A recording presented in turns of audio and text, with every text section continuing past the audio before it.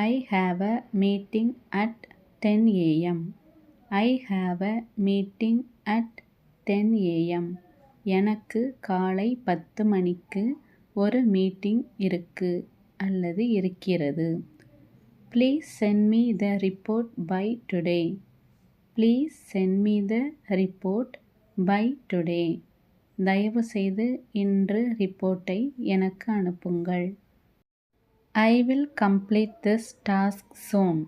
I will complete this task soon. நான் இந்த வேலையை சீக்கிரம் முடிப்பேன். Can you help me with this work? Can you help me with this work?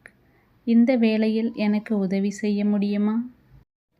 I am working on a new project. I am working on a new project. நான் ஒரு புதிய ப்ராஜெக்டில் வேலை செய்து கொண்டிருக்கிறேன்.